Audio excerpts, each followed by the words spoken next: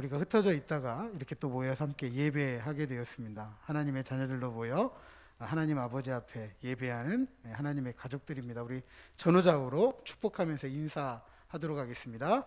축복합니다. 네, 잘 나오셨습니다. 네, 은혜 받으십시다. 네, 은혜 복을 받으시려면 이만큼 복을 받으시길 바랍니다. 네, 오늘도 우리 예배가 복된 예배가 된 줄로 믿습니다. 지금까지 우리가 이런 말씀을 좀 나누었습니다.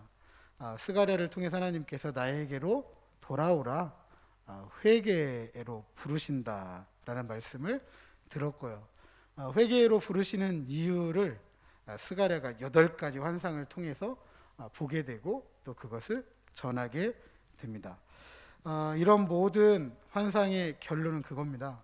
나에게로 돌아와야 되는 이유이겠죠. 그러면서 결론적으로 말씀에 순종하는 사람들, 바로 그런 사람들을 통해서 하나님은 자신의 교회를 든든하게 세워가시더라. 만민이 기도하는 집으로서의 그 역할과 책임을 다하게 하더라. 그러면서 하나님은 교회 안에서만 크신 하나님이 아니라 이스라엘 지경 밖에서, 교회 밖에서 더 크신 하나님임을 우리가 드러내고 증거해야 된다라는 말씀을 나누었습니다. 자, 오늘 본문은 다리오 왕 제4년 9째 달 곧 기슬레월 4일에 스가랴에게 여호와의 말씀이 임한 것이다 라고 시작을 합니다. 이날은 스가랴가 환상을 보고 난 2년 후의 일입니다. 성전 재건을 착수한 것이 다리오 왕 2년 6월이고 마친 때가 다리오 왕 6년 12월이었던 것을 보면 성전 재건이 중간 정도, 절반 정도 진행되었을 때에 또 그리고 시기적으로 이스라엘 백성들이 씨를 뿌릴 때 바로 그때 주어진 말씀이다라는 것을 알 수가 있습니다. 중요한 것은 앞선 8가지 환상에서 스가랴가 해석하는 천사를 통해 하나님의 말씀을 들었다라고 한다면 7장에서부터는 스가랴가 하나님의 말씀을 직접 듣습니다.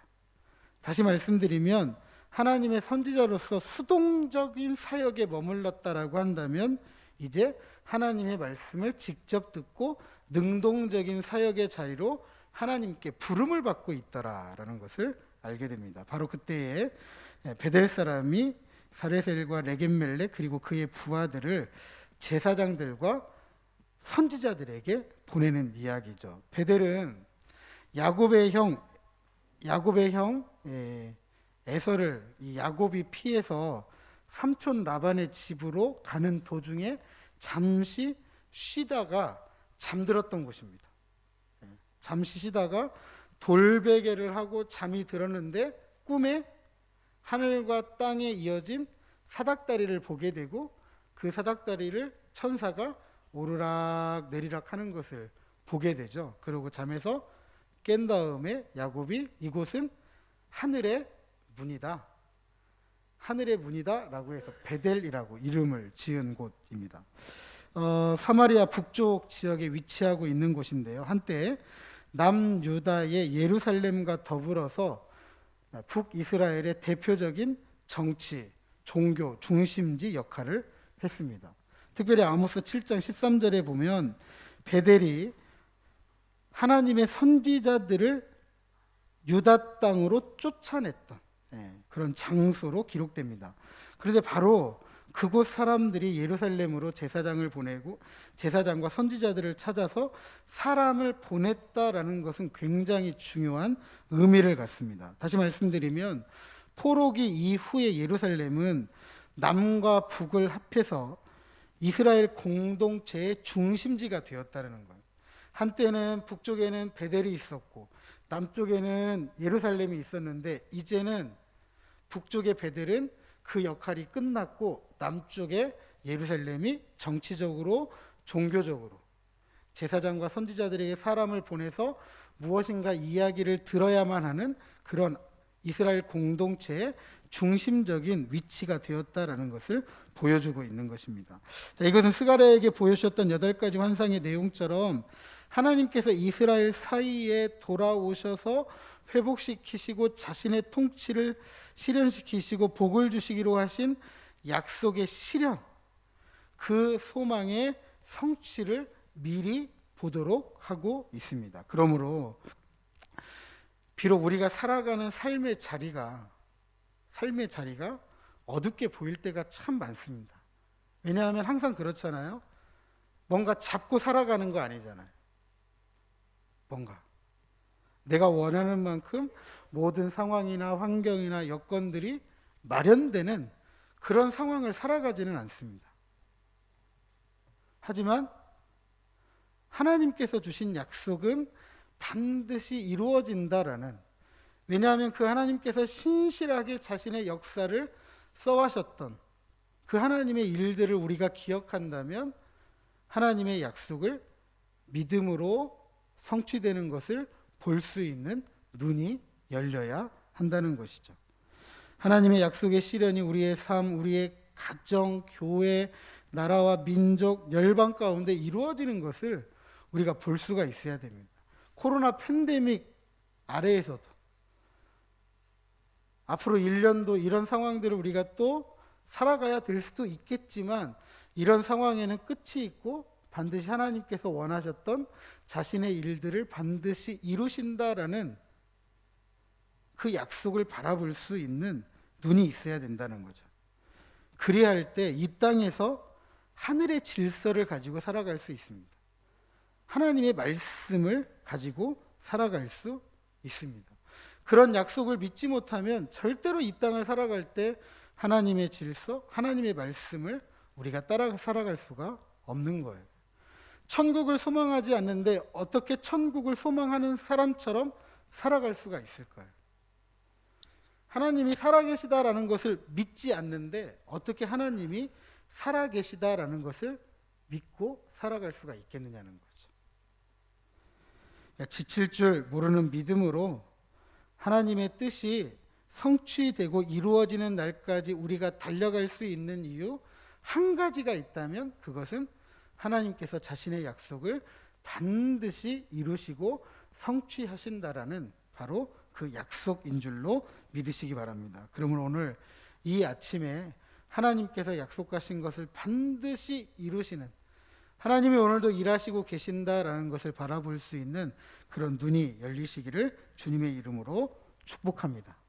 자, 그런데 베델 사람이 파송을 받은 것은 여호와께 은혜를 구하기 위함이라고 하였습니다. 구약에서 보통 이 표현은 종종 절박한 위기의 순간에 도움을 구한다라는 의미입니다. 따라서 베델 사람들의 절박한 상황, 간접적으로 우리들에게 이제 시사를 해주고 있는 것이죠. 자, 그렇다면 그들의 절박한 위기는 무엇일까? 어떤 위기의 순간이 되었기 때문에 여호와께 은혜를 구하기 위해서 사람을 보냈던 것일까? 3절 하반절에 보니까 내가 여러 해 동안 행한 대로 5월 중에 울며 근신해야 합니까? 라는 것입니다. 울며 근신하다라는 것은 구약에서 보통 금식할 때를 의미합니다. 그러니까 위의 질문을 바꾸어 표현하면 이런 표현이죠. 내가 여러 해 동안 해왔던 것처럼 5월에도 금식을 해야 됩니까? 하지 말아야 됩니까? 이 질문의 내용은 베델 사람들이 금식의 절기를 계속 지켜왔는데 다시 이 절기를 계속 지켜야 하느냐, 그렇지 않으면 지키지 않아도 되느냐에 대한 질문입니다. 그렇다면 왜 베델 사람들은 이 금식에 이렇게 집착하고 있을까요? 왜 금식을 해야 됩니까? 하지 말아야 됩니까? 라고 물어볼 정도로 이 금식에 집착하는 것일까? 베델 사람들의 금식절기는 이스라엘 멸망의 역사와 같이 합니다. 금식의 절기인 5월은 바벨론의 느부갓네살 왕의 부대가 예루살렘 성전과 성을 불태워서 이스라엘을 짓밟은 시기입니다. 그리고 그들은 포로 기간은 물론 포로 귀환 후에도 5월에는 금식을 계속 지켜왔습니다. 왜냐하면 그 날에 그 역사를 잊을 수가 없기 때문에 계속해서 금식을 해왔던 것이죠. 또한 5절에 보니까 속죄일이기도 한 일곱째 달 예루살렘이 바벨론에 의해 함락되고 그 직후에 유다 총독 그달랴가 암살된 시기입니다. 이때로부터 70년 동안 5월과 7월에 금식을 해왔던 것입니다. 그러니까 이스라엘의 멸망 역사와 함께하는 것이 바로 이스라엘의 금식 절기이기도 합니다. 다시 말해서 시기적으로 바벨론으로 끌려갔던 포로들의 귀환이 이루어지고 있고 성전 재건이 한참 진행되고 있는 시점인데 이런 거죠. 이제 포로에서 돌아왔으면 하나님의 성전도 이렇게 재건되고 있는 중이라고 한다면 하나님의 회복의 역사가 시작되었다라고 한다면 이제 긴 슬픔도 끝내고 통곡도 끝내고 금식의 시간도 접어야 되는 거 아니냐라는 질문입니다. 차라리 새로운 소망에 대한 기대를 가지고 살아가는 것이 바람직하지 않겠습니까? 라고 질문하기 위해서 보낸 거예요. 어떻습니까, 여러분들? 이 질문의 내용이 바람직해 보이지는 않습니까? 하나님이 새로운 역사를 써가시는데 굳이 금식을 해야 됩니까? 라고 묻는 것 그렇게 틀려 보이지는 않습니다. 눈으로 보이는 현실에 대한 정확한 이해이죠. 포로에서 돌아왔고 성전도 재건되고 있고 한껏 하나님의 약속이 실현되는 것을 지금 보고 있는데 이 정도 됐다고 한다면 되지 않았느냐라는 것이죠. 그런데 그런 그들의 질문에 하나님께서 스가랴에게 반응을 보입니다. 어떤 반응을 보이는지 우리 5절과 6절 같이 한번 읽어보도록 하겠습니다. 5절과 6절입니다. 시작. 너희가 70년 동안 다섯째 달과 일곱째 달에 금식하고 애통하였거니와 그 금식이 나를 위하여 한 것이냐. 너희가 먹고 마실 때에 그것은 너희를 위하여 먹고 너희를 위하여 마시는 것이 아니냐. 아멘. 금식의 문제가 제기된 곳은 베델이었습니다. 그러나 이 문제는 온 땅, 즉 제사장을 포함한 이스라엘 모두에 해당되었습니다. 단순히 금식의 문제뿐만 아니라 일상에서 먹고 마시는 문제, 즉 일상사의 문제로 확대 해석을 하고 있습니다. 이 질문과 문제에 대해 하나님의 반응 무척 냉소적입니다. 왜냐하면 그들의 금식 목적과 뜻에 문제가 있었기 때문이죠. 그 문제는 하나님과 관계가 없는 자기들을 위한 것이다 라는 사실입니다. 그것을 강조하기 위해서 이 말씀해 보니까 나를 위하여 너희를 위하여 라고 반복법을 사용하고 있습니다. 상당히 강조하고 있는 내용이기도 합니다. 자, 이런 하나님의 냉소적 태도를 우리는 신약에서도 찾아볼 수가 있습니다. 마태복음 7장 21절 이하 23절에 보면 여러분도 잘 아시는 말씀이에요. 나더러 주여 주여 하는 자마다 다 천국에 들어갈 것이 아니요 다만 하늘에 계신 내 아버지의 뜻대로 행하는 자라야 들어가리라. 그날에 많은 사람이 나더러 이르되 주여 주여 우리가 주의 이름으로 선지자 노릇하며 주의 이름으로 귀신을 쫓아내며 주의 이름으로 많은 권능을 행하지 아니하였나이까 하리니 그때에 내가 그들에게 밝히 말하되 내가 너희를 도무지 알지 못하니 불법을 행하는 자들아 내게서 떠나가라 하리라. 금식을 하기로 했는데 하나님을 위해서 한 금식이 아니라 누구를 위해서 한 금식이라고요? 자기를 위해서 한 금식. 선지자 노릇도 하고 주의 이름으로 귀신도 쫓아내고 권능을 쫓아냈어요. 다 누구의 이름으로 했다고요? 주의 이름으로. 그래서 예수님은 뭐라고 이야기하시죠? 너희들은 주의 이름으로 했는지 모르겠지만 나는 도무지 니들을 안다 모른다? 모른대요. 너무나 충격이에요. 너무나 충격입니다. 한다고 했는데, 하나님을 위해 산다고 했는데, 주의 이름으로 한다고 했는데, 하나님과 주를 위한 일이 아니라 자기 자신을 위한 일이었다.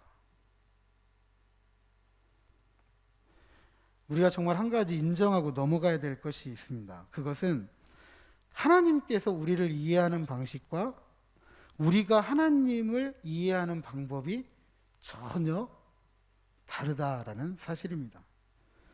우리는 무엇인가를 해야 한다, 무엇인가를 이루고 성취해야만 한다, 그래서 그것을 통해서 내가 만족했을 때 그것을 하나님께서 인정해 주신다라고 생각을 참 많이 합니다.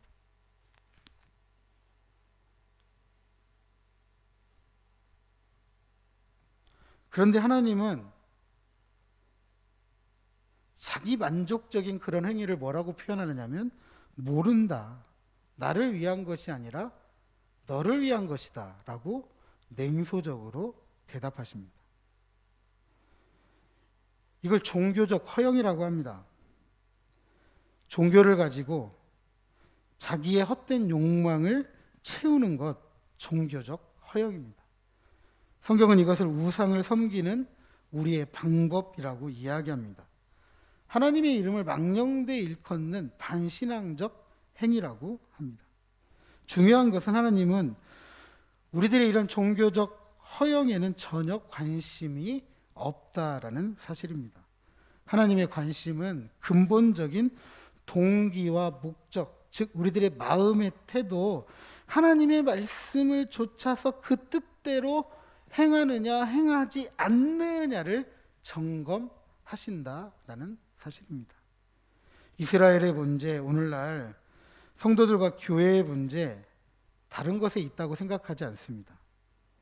제가 늘 말씀드리는 것처럼 말씀의 순종이 없는, 즉 하나님의 말씀이 빠져버린 종교적 허영에 우리 모두가 깊이 빠져 있지 않은가, 그런 생각을 하게 됩니다. 최근에 선교사 양성을 목표로 설립된 비인가 교육기관이죠. 대한학교인 대전 IM 국제학교발 코로나 집단 감염, 한국 사회 안에서 개신교에 대한 저항이 더욱 거세졌습니다. 코로나 팬데믹 이 기간을 지나가면서 교회에 대한, 특별히 개신교에 대한 저항이 아주 거세다는 것 이미 알고 있었지만 이번 이 사건은 참 굉장한 또 충격이 되었습니다. 아마도 그것은 이전에 계속 쌓여온 거라고 생각이 돼요. 계속 이렇게. 네. IM 학교 전에 BTJ 열방 센터가 있었고, 또 그 이전에 아무리 우리 교계가 아니라고 하겠지만 결국 교회라는 이름으로 8.15 집회라든지 끊임없는 어떤 그런 저항들, 그런 일들이 쌓여서 굉장한 지금 거센 도전을 받고 있습니다. 저는 이번 사건을 코로나 팬데믹에 대한 지금까지 개신교에 대한 어떤 안일한 태도에 대한 비판, 그런 비판을 한 번 더 반복하려고 하지는 않습니다. 저는 조금은 다르게 한번 생각해 보았습니다. 많은 이유가 있겠지만 이 시간에 그런 이야기들을 다 할 수는 없고 한 3가지만 정리해 봤습니다. 첫 번째로, 왜 이와 같은 비인가 대안학교가 성행했는가? 대안학교가 지금 그 국제학교만 있는 거 아닙니다. 굉장히 많은 대안학교가 있고, 대안학교에 보내지 않는 많은 부모님들 중에는 가정에서 홈스쿨링을 합니다. 대한민국에 굉장히 많아요. 저도 몰랐는데 제 주변의 친구들 중에도 대안학교에 보낸 가정들이 있습니다. 대안학교 이렇게 많아지고 홈스쿨링 하는 이유는 한 가지입니다. 공교육에 대한 불신입니다. 국가에서 하는 교육 별로 마음에 들지 않는다는 거죠. 네. 저도 저희 아이들 학교에 보내고 있지만 그렇게 바람직하게 생각되지는 않습니다. 문제가 있어도 굉장히 문제가 많은데 그걸 해결해 보겠다고 하는데 근본적으로는 변화를 주려고 하지 않아요. 근본적으로. 그러다 보니까 결국 사교육이 흥행하게 되는 것이고, 결국은 이런 어떤 이해관계 안에서 이런 대안학교가 이제 흥행하게 됐다라고 생각을 합니다. 두 번째로는 왜 하필 종교단체가 비인가 대안학교에 앞장섰는가죠. 저도 몰랐습니다. 이 학교가 전국적으로 이렇게 설립되어 있는지는 몰랐고, 또 대안학교로서만 존재하는 게 아니라 교회 안에 뭐 방과후 학교라든지 뭐 다양한 프로그램으로 들어가 있다라는 것, 뭐 이번에 쭉 보니까 알게 되었습니다. 뭐 그렇다고 이전에 없었던 건 아닙니다. 이전에도 다양한 전도 프로그램으로 교회 안에 이런 이제 뭐 학습 같은 게 있어 왔긴 하지만, 이렇게까지 체계적으로 되어 있는 것을 저는 처음 알게 되었습니다. 물론 선교사 양성이라는 이 목표를 가지고 있지만, 이렇게까지 전국적으로 설립해서 활동한다라는 것은요, 저는 이렇게 보입니다. 유명한 학원 체인들 있잖아요. 학원 체인들. 유명한 학원 체인들처럼 이 대안학교도 그렇게 체인으로 만들어 놓은 거죠. 그렇다면 선교사 양성은 둘째치고 무엇이 근본적인 이유였느냐? 왜 학원을 체인으로 만들어 놓고 경영하죠? 그건 한 가지잖아요. 돈 때문입니다. 다시 말해서 전국에서 돈을 끌어 모은 거죠. 뭐 한 달에 월 그 학비가 한 300에서 500 사이 정도 되는 것 같습니다. 이거 일반 사람들은 못 가르치는 거잖아요. 일반 사람들은. 그 다음에 세 번째로 왜 선교사 양성을 목표로 삼았을까? 네. 왜 그랬을까요?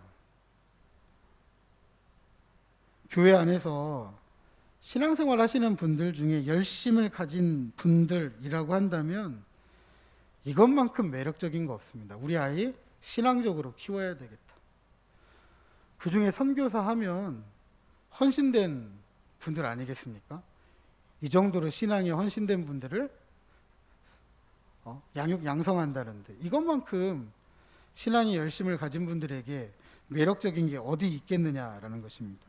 우리 아이가 자라서 하나님의 일꾼으로 쓰임을 받을 수만 있다면 그것은 신앙에 열심을 가지고 있는 부모가 듣고 누릴 수 있는 최고의 영광이고 자랑이겠죠.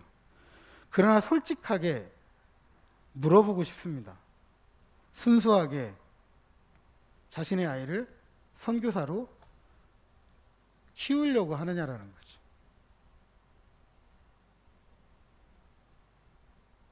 순수하게 선교사,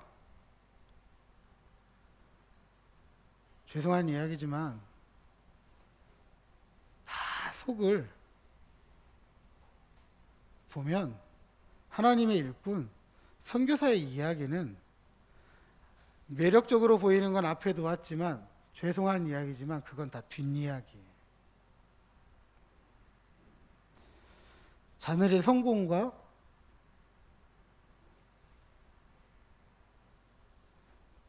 자녀들이 잘 되기를 바라는, 물론 잘 되는 것이 나쁘다는 이야기는 아닙니다. 남들보다 훨씬 더 나은 삶을 살아가도록 하고자 하는 그런 목적과 목표, 부정할 수 없습니다. 저도 그래요, 솔직히. 저도 신앙도 좋았으면 좋겠지만 남들보다 잘 됐으면 좋겠다는 게 모든 부모의 마음 아니겠습니까? 그걸 조금 다르게 표현하면 성공이죠. 겉으로는 신앙이라는 이름을 내걸지만 속으로는 성공을 껴안고 있는, 그래서 신앙과 성공이라는 두 마리 토끼 다 잡으려고 하는 종교적 허영이다 라는 사실입니다. 제가 볼 때는 이 모든 것이 맞물려서 벌어진 사건이 이번 IM 국제학교 집단 감염입니다. 저는 이 세 가지 이유 중에 더 많은 이유가 있지만 그런 이야기들을 다 할 수는 없고요. 이 마지막 세 번째, 겉으로는 신앙의 이름을 걸고 성공을 껴안는, 그래서 신앙과 성공이라는 두 마리 토끼 잡으려는 종교적 이 허영, 솔직히 목회자로서 굉장히 뼈아프게 하는 이유이기도 합니다. 그게 제 모습이기도 하고 그게 대부분의 부모들의 모습이기 때문입니다. 다시 말씀드리면 신앙과 성공을 같이 붙잡으려고 뛰어가고 있는 그리스도인들이 대부분이에요. 대부분. 아마 이 이야기에서 자유로울 수 있는 분은 저는 한 분도 없다라고 생각이 됩니다.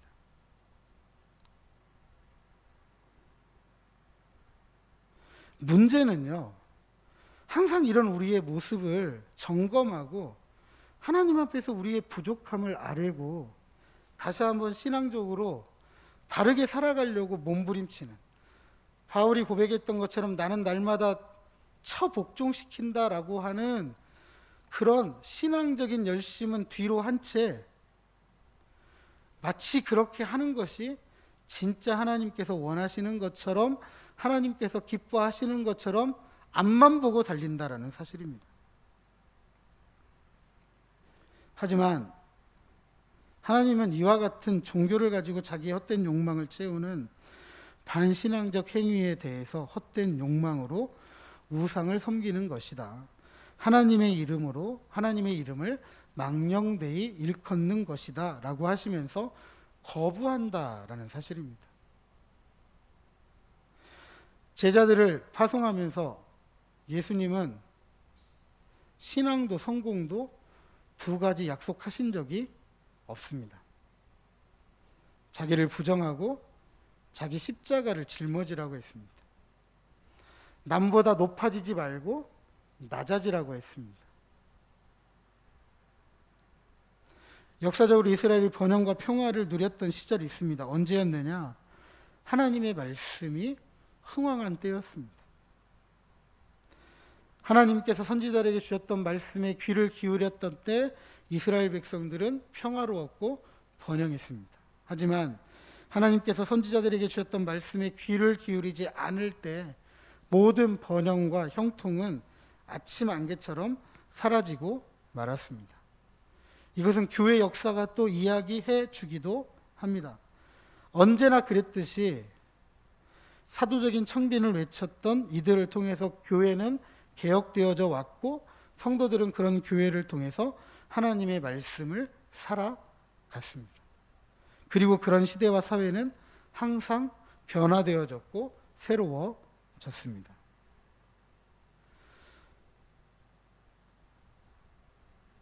저는 코로나 팬데믹이라는 충격 속에서 오늘날 성도들의 신앙의 문제, 우리 시대의 교회의 문제, 아니 목회자의 문제가 바로 종교적 허영에 있다라고 생각이 됩니다. 의심할 여지 없이 나를 위하여 하는 일들, 바로 그것 때문에 사회적으로, 교회적으로 혼란스럽고 어지럽고 결국 하나님의 영광을 가리우고 있는 것입니다. 멀리서 찾을 이유가 하나도 없습니다. 대부분의 이번에 문제가 되었던 곳들의 지도자들이 하는 이야기만 들어봐도 알 수가 있습니다.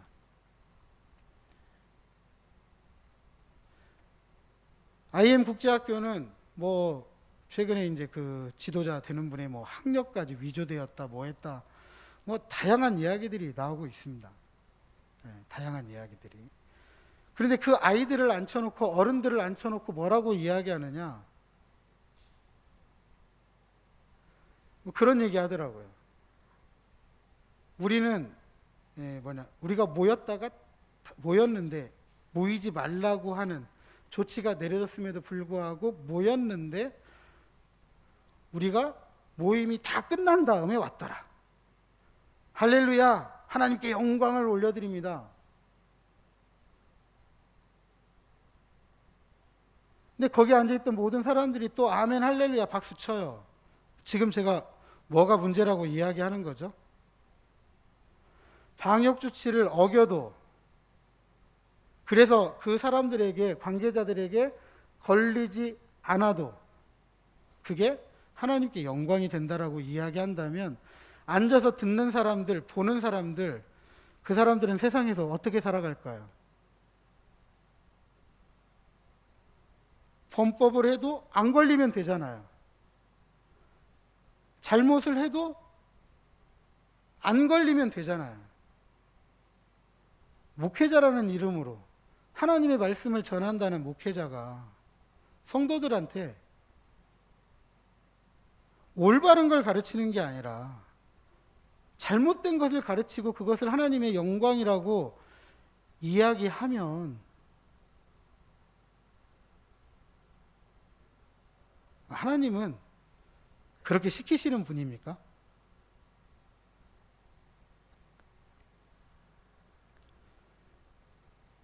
어떻게 그게 하나님을 위한 것이고 주님을 위한 것이라고 말할 수 있을까요? 거기에다가 하나님의 영광, 할렐루야, 아멘, 이렇게 말할 수 있느냐는 거죠.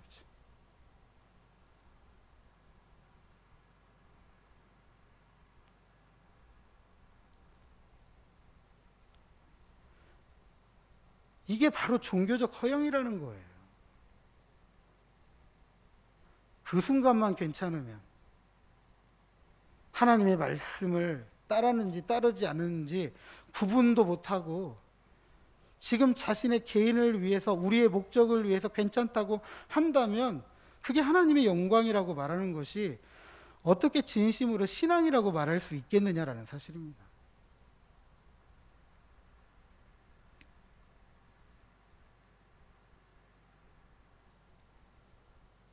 자기를 위한 일이죠. 좀 솔직했으면 좋겠습니다. 조금 더 솔직했으면 좋겠어요. 그럼에도 불구하고요, 하나님께서 오늘날 우리 성도들에게, 우리 시대의 교회들에게 저는 여전히 새로운 기회를 주고 있다라고 생각이 됩니다.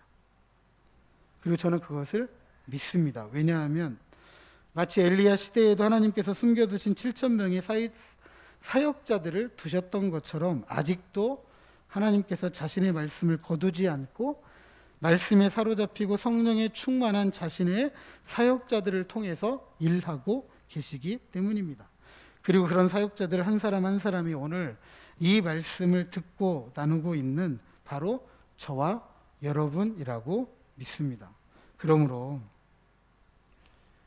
지난날의 역사는 거울로 삼고 신앙이라는 이름으로 나를 위하던 모든 종교적 허영 벗어 던지고 하나님의 말씀에 사로잡힌 성령에 충만한 사람들이 되어서 이 땅의 하늘에서 이루어진 하나님의 뜻 이루어 가고 하나님의 영광을